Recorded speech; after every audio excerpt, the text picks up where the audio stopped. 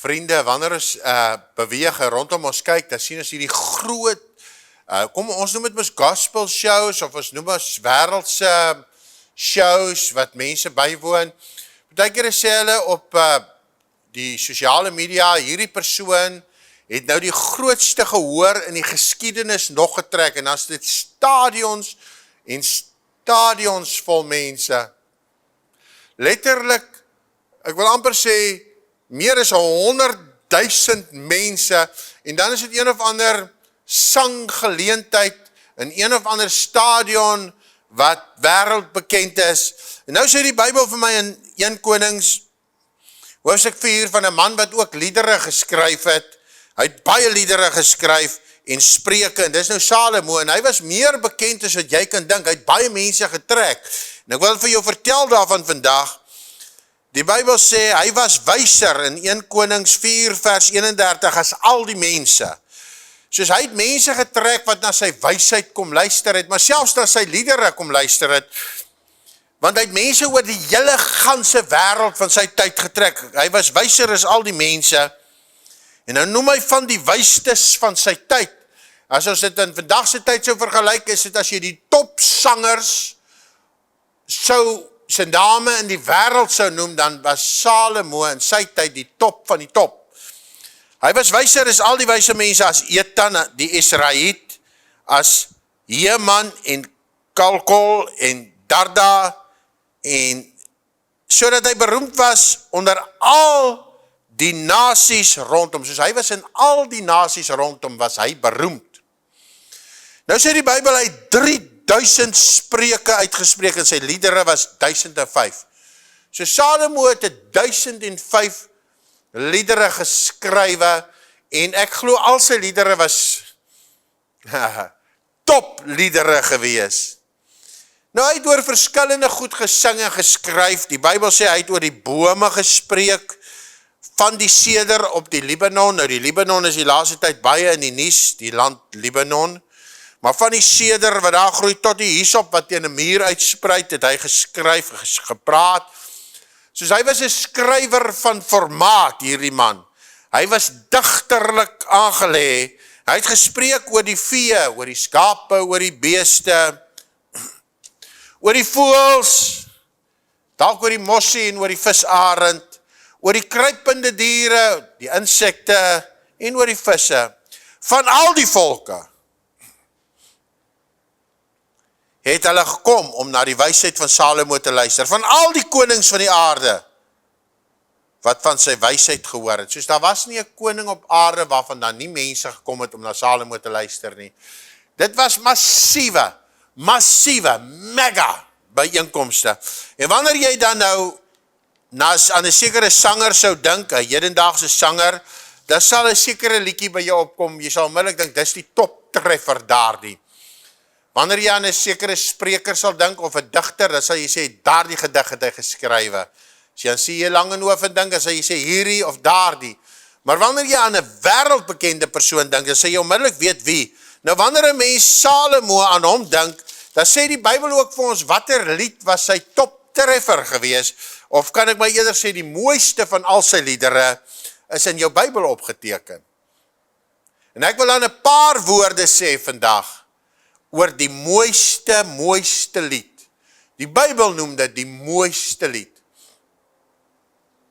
En as jy die mooiste lied wil hoor, dan staan dit in jou Bybel, en die titel van hierdie boek is Hooglied. Die woord Hooglied beteken the most beautiful song. Van die 1005 liedere wat Salomo geskryf het, was dit die mees mooiste lied, die hoogste van sy liedere. En daarom noem die Bybel dit Hooglied. Waaroor gaan hierdie lied? Hierdie lied gaan oor 'n liefdesverhouding tussen God en sy kerk. Tussen Christus en die bruid. En daarom wil ek 'n paar woorde hieroor sê. Die lied begin so in hierdie toneel. Soos enige lied is daar verse, daar's verwysings, maar hierdie lied is 'n digterlike kuns. En hierdie boek Hooglied, wat nogal interessant is om te lees. Ek gaan natuurlik nou nie al die verse vir jou lees nie, want ek kan dalk so 'n bietjie rooi van kleur raak hier in my gesig. Maar die Bybel sê dat wanneer jy dit lees, sal jy sien, is gedeel in verskillende gedeeltes. Partykeer praat die bruidegom en partykeer praat die bruid. En wanneer die bruidegom praat, moet jy nou oplet, is dit nou die bruid of die bruidegom? En ek het in my Bybel dit nou gemerk, wie waar praat. Maar in die vers 2 praat die bruid, en die bruid sing in hierdie mooiste lied ooit geskrywe, laat hy my kus met die kusse van sy mond, want die liefde is kostliker as wyn. En dit vertel van die verhouding tussen die kerk en Christus. Ons moet 'n intieme verhouding met Christus na smag. Tyd wat ons saam met hom spandeer in gebed, tyd wat ons met hom spandeer in ons gebedsvertrek, in ons sitkamer, of waar jy ook al alleen raak in jou tuin. Hy sê, laat hy my kus met die kusse van sy mond, die liefde is kostliker as wyn. Hy sê, die salf is aangenaam van geur, want God giet sy salfolie uit op mense wat tyd met hom sal spandeer. Die salf is aangenamer van geur, die naam is so salf wat uitgegiet is, daarom het die jongvroue u lief. Ken jy daai liedjie, his name is like ointment. Die naam is so salf uitgegiet. Wanneer jy tyd in sy teenwoordigheid spandeer, gaan hierdie geur van Christus op jou oor. En dit kom op jou lewe. Nou sing hierdie bruid in hierdie mooiste van liedere wat ooit geskryf is, in elk geval van Salomo, die hoogste, die mooiste van die 1005. Sy sing, sy sê, ek is bruin gebrand, en dan antwoord die koor, maar lieflik. Waarom is hierdie bruid bruin gebrand? Sy is bruin gebrand, want sy het gewerk vir Jesus in die lande, in die wingerde, bruin gebrand, en asof sy verskoning maak, dat haar vel so verbrand is, dan sê sy, ek is bruin gebrand, maar die koor antwoord, maar lieflik in vers 5 van hierdie mooiste lied, hooglied. O dogters van Jerusalem, soos die tente van Kedar, soos die gordyne van Salomo. En sy sê, ek is soos die gordyne van Salomo. En sy sê, ag, moenie na my kyk, omdat ek so verbrand is, so bruinerig is nie, omdat die son my verbrand het nie. Sy sê, die seuns van my moeder was toornig op my, hulle het my aangestel as oppasser van die wingerde. My eie wingerd het ek nie opgepas nie. Sy sê, ek het nie altyd na my eie belange gekyk nie. Ek het na die wingerd van Salomo gekyk, na die wingerd van die bruidegom, na die wingerd van my Heer. Ek het in die werk van die Here gestaan. Hierdie mooiste lied van liedere gaan dan oor niks anders as die liefdesverhouding tussen God en sy kerk. En dan kom die bruidegom, en hy besing weer sy kerk. Maar eers in vers 7, vertel my toch my sielsbeminde, waar laat die wy, waar laat die smidda, die veel, rus en lê. Asof hierdie bruid sê, Here, waar kan ek tyd met u spandeer? Hoe kan ek my lewe inrig? Waar laat u vee rus? Waar is daar 'n kerkdiens dat ek kan bywoon? Waar is daar 'n geleentheid waar ek net kan wees, waar u met u skape praat en met hulle werk? Waar is dit? Ek breek vir jou oop, die boek Hooglied. Jy het dalk gedink dit is 'n snaakse boek. Dit is 'n interessante boek. Maar die intensie daarvan is om te sê, daar is 'n bruilof van die lam wat op pad is. Daar is 'n bruidegom, en daar is 'n bruid. En Jesus kom weer om sy kinders te kom haal, en is jy gereed vir die grootste gebeurtenis wat gaan plaasvind? Die wederkoms van die Here, die bruilof van die lam is die klimaks. Dis waaroor hierdie boek gaan. En nou kom die bruidegom, Christus sê, en hy praat met sy bruid, hy sê, met die perde voor 'n wa van Farao, vergelyk ek my vriendin. Lieflik is die wang, is u wange. En so besing die bruid en die bruidegom mekaar, en so is dit in die Bybel ook, Christus besing sy kerk, en die kerk besing Christus. Solank as die koning aan sy tafel was, sê die bruid in vers 12, het sy narcisgeur daar gehang. En die bruid sing, my beminde is soos mirre, my beminde is soos die geur van blomme. En dan sing die bruidegom terug in hierdie mooiste van liedere. Hoe mooi is u toch, my vriendin, hoe mooi is u oë. Jy sien, aanbidding is vir God kosbaar. Dis daar die gedeelte van ons lewe waar ons hom besing en hom groot maak en hom ophef. En Salomo het oor baie dinge gesing, oor die vee, oor kruipende diere. Hy het geskryf en gesing oor die bome, maar die mooiste van alle liedere gaan oor die bruilof van die lam. Jezus kom weer, die verhouding tussen Christus en sy kerk. Hoe mooi is u toch, my beminde, sê die bruid vir haar man, vir Christus. Lieflik. Dan antwoord die bruidegom in hoofstuk 2 vers 2, soos 'n lelie tussen die dorings, soos my vriendin onder die dorings. En dan antwoord sy, ag, u is soos 'n appelboom onder die bome van die bos, soos my beminde onder die seuns. Ek het verlang om in sy skaduwee te sit. As kerk moet ons heeltyd verlang om in die skaduwee van die Almagtige te sit, om tyd met hom te spandeer. Ek is seker in jou dorp en jou omgewing is daar gereeld dienste, daar word gereeld kerk gehou, gereeld is daar konferensies, gereeld is daar byeenkomste.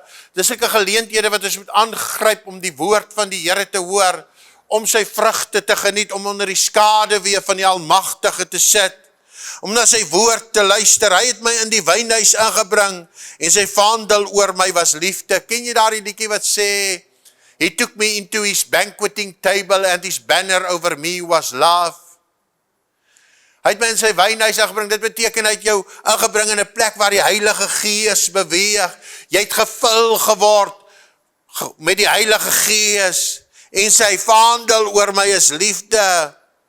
Het beteken, jy het bewus geraak van sy liefde, terwyl jy in 'n kerkdiens in die teenwoordigheid van God se salwing was. En so besing die bruid en die bruidegom mekaar met mooi woorde, met poesie, met gesange. En dan neem hierdie liedskierlike wending. Hierdie bruidegom en bruidslied, liefdeslied, terwyl die bruid in hoofstuk 3 vers 1 sing, en ek praat met jou oor die mooiste lied, 'n lering vir jou vandag, oor die mooiste boek, lied in die Bybel, wat Salomo geskryf het, die beste van die 1005. Die Bybel sê, op my bed snags het ek gesoek na my sielsbeminde. Ek het hom gesoek, maar hom nie gevind nie. Dit beteken hierdie vrou het nou in die slaap geraak, en sy het begin droom, want jy sien dit baie duidelik verder, dat sy gedroom het, en hierdie lied word nou gesing rondom hierdie vrou se droom, die kerk se droom, en dit is 'n gevaarlike punt waar die kerk hom kan bevind, is om aan die slaap te raak, want die Bybel sê, daar was 10 maagde, maar 5 van hulle het aan die slaap geraak, en hierdie vrou het aan die slaap geraak. Sy het vergeet van haar liefdeslied, sy het hom begin soek, en toe begin sy te droom. Sy het in die stad rondgegaan, in die strate en op die pleine, sy het na haar sielsbeminde gesoek, en hom gesoek, sê hoofstuk 3, maar hom nie gevind nie. En ek wil hê jy moet luister na die mooiste lied, wat op die einde van tyd afspeel. Sy het hom nie gevind nie, die wagte van die stad het rondgegaan, en het haar aangetref, en sy sê vir hulle, het julle my sielsbeminde gevind? Sy soek haar sielsbeminde. Wat het hier gebeur? Die sielsbeminde is weg, want sy het aan die slaap geraak, die wegraping het plaasgevind, die sielsbeminde is nie meer daar nie. En ek gaan vir jou nog so 'n vers of 2 lees, van hierdie gedeelte, hoofstuk 5 vers 2, ek het geslaap, my hart het gewaak, my sielsbeminde klop. Hy klop vandag ook aan die hartsdeure van mense wat aan die slaap geraak het. Hoofstuk 5 vers 2, Christus klop, Openbaring 3 vers 21 sê, ek staan by die deur en ek klop, en hierdie is 'n verskriklike mooi gedeelte in hierdie lied, ek raak net hier en daar vir jou, ek het geslaap, my hart het gewaak, hoofstuk 5 vers 2, my beminde het geklop, sê hierdie vrou, en nou sê die woorde wat Christus sê, maak vir my oop my suster, my bruid, my vriendin, my volmaakte, maak vir my oop. Nou antwoord die vrou van binne af, ek het my kleed uitgetrek, hoe kan ek dit weer aantrek, ek het my voete gewas, hoe kan ek dit vuil maak? Sy sê eintlik, ek het klaar vir God gewerk, ek is moeg, ek het my kleed, ek het nie meer my Christus kleed aan nie. My beminde, sê hierdie vrou, het sy hand deur die opening gesteek, en toe het my binneste oor hom in beroering geword. Want toe hy sy hand deur die opening steek om die deur oop te maak, toe sien sy die gate in sy hande. Toe sy hand daardeur sien sy die salwing, en skielik is daar 'n beroering in haar, en sy wil die deur oopmaak, maar o wee, dis te laat, die wegraping het plaasgevind, want die Bybel sê, ek het opgestaan om vir my beminde oop te maak, terwyl my hande drup van mirre, toe ek aan die handvatsel vat, daar's 'n salwing, sy voel die teenwoordigheid van God, maar toe sy die handvatsel vat om oop te maak, toe sy weg. Sy het hom gesoek, sê die Bybel in hierdie gedeelte, jy kan dit self lees in hoofstuk 5, hulle het haar aangetref, hulle het haar geslaan, dis typies van die groot verdrukking, hulle het haar geslaan, die Bybel sê in vers 6, ek het vir my beminde oopgemaak, maar my beminde het weggedraai, verbygegaan, ek het my besinning verloor toe hy gespreek het, ek het na hom gesoek, maar hom nie gevind nie, ek het na hom geroep, maar hy het my nie geantwoord nie, sy het gebid, maar te laat, die grootste herlewing gaan uitbreek, wanneer die kerk weg is, my vriende, dan gaan mense na God soek, hulle gaan na hom roep, maar te laat. Die Bybel sê, die wagte wat in die stad rondgaan, het my aangetref, hulle het my geslaan. Het gaan 'n tyd wees in die groot verdrukking, wanneer haar wagte gaan uitgesit wees, om gelowiges te slaan, om hulle te mishandel, hulle wat eintlik aan Christus behoort, maar die deur was toe, hulle het hulle Gods gedaante het hulle uitgetrek, ruil vir 'n wêreldsgedaante, hulle het hulle salwing, het hulle nog, hulle praat nog in tale, hierdie vrou sê, toe sy aan die handvatsel vat, het was daar olie, en sy het haar besinning verloor, die salwing was op haar, maar o wee, sy het haar skoene uitgetrek, sy het haar passie vir die evangelie verloor, sy het haar lus om vir die Here te werk verloor, sy het op 'n stadium in die wingerd gewerk, sy was bruin gebrand, maar nou het sy dit verloor, sy het gesê, ek gaan nie meer werk vir Christus nie, ek gaan nie meer vir God werk nie, sy het dit verloor. Vriende, geliefdes, dit kan vir baie mense te laat word. Moenie jou evangelie skoene uittrek nie. Terwyl sy hom soek, sê die koorgedeelte in hoofstuk 5 vers 9, wat is die beminde meer as 'n ander beminde? Wat maak God nou so spesiaal? Wat maak Christus so spesiaal? Het gaan 'n tyd wees, in tyd. In hierdie mooiste lied word het beskryf, wat hulle gaan sê, wie is God dan nou eintlik? En sy begin om te beskryf, skitterwit, suiwer as goud, soos Openbaring om beskryf, sy wange, sy hande, sy bene, soos Openbaring om beskryf, besing sy hom, maar is te laat. Dan gaan die grootste herlewing gaan uitbreek na die wegraping, baie mense gaan kerke wil besoek, maar wagte gaan uitgesit wees, om mense te vervolg en te verdruk. Ek lees vir jou die mooiste lied van alle liedere, die hooglied, noem die Bybel om van die vertalings, noem dit the most beautiful song. En asof die koorgedeelte in hierdie lied aanhou tussenin kom en spot met hierdie vrou, die koorgedeelte in hoofstuk 6 vers 1 sê, waar het die beminde heen gegaan, o skoonste onder die vroue? Waar is jou kerk, God, wat jy aanbid? Laat ons hom saam met jou kan soek, sê hierdie koorgedeelte. En nou antwoord die vrou, my beminde het afgegaan na sy tuin. Daar is 'n hemelse Eden, 'n hemelse paradys. My beminde het afgeloop na sy tuin, om te vermaak in die tuin, om die lelies te versamel. Ons beminde is op daai stadium in die hemel, en uit die wegraping het plaasgevind, uit sy lelies versamel. En hierdie vrou wat agtergebly het, sê, ek is my beminde sin. My beminde is myne. Sing ons dan die liedjie, my beloved is mine, and I am his, and his banner over me is love. En hierdie vrou begin die beminde soek. Vriende, moenie dat dit met jou gebeur, dat jy agter sal bly, en dan deur die grootste van verdrukkings moet gaan, en jou beminde, naamlik Christus, moet soek nie. Hierdie lied, omdat ek het net vir jou vandag saamvat, net 'n sinnetjie hier of daar, sê, sluit hom af. En hy skryf aan die derde laaste vers van hierdie lied, vers 12 van hoofstuk 8. Hy sê, my wingerd is myne. Hier is 1000 sikkels is voor Salomo, 200 vir die wat die vrugte bewaak. U wat in die tuine woon, vriende, luister na u stem. laat my dit hoor. En dan sê hy, vlug my beminde, maak soos die gemsbok, soos die takbok op die Balsemberge. Ons moet vlug, vriende, vir die begeerlikhede van hierdie wêreld, en ons moet luister na die woord van die Here. Jesus kom weer, sy koms is voor die hand, en as hy kom, gaan hy sy kerk neem, na waar hy is, en deel van die kerk gaan agterbly. Die vraag is nie of Christus weer gaan kom nie, die vraag is jy gereed? Gaan jy deel wees soos hierdie kerk liedjie, wat die mooiste van alle liedere is, wat ooit geskryf is, wat gaan agterbly? Of gaan jy deel wees van die groep wat gaan saamgaan? Wanneer Jesus weer kom, jy ken daar die antwoord. Jy weet of jy gereed is, want die Bybel sê, ek skryf hierdie dinge aan julle, sodat julle kan weet. Daar, as jy gereed is, dan weet jy vandag jy's gereed. So sê die Bybel in die sendbriewe van Johannes, ek skryf hierdie dinge aan julle, sodat julle kan weet. Wat weet jy vandag? Hulle sê, hulle weet nie wat ons weet nie. In 'n mate is dit dalk waar, niemand weet wat jy weet nie. Wat weet jy vandag oor jou saligheid? Is jy gereed as Jesus weer gaan kom? Kom ons bid saam. Here, daar is mense wat na hierdie woord luister vandag wat nie gereed is nie. En hulle is dan op die stadium op pad na 'n plek wat ons noem die ewige plek van verderf, die vlamme hel.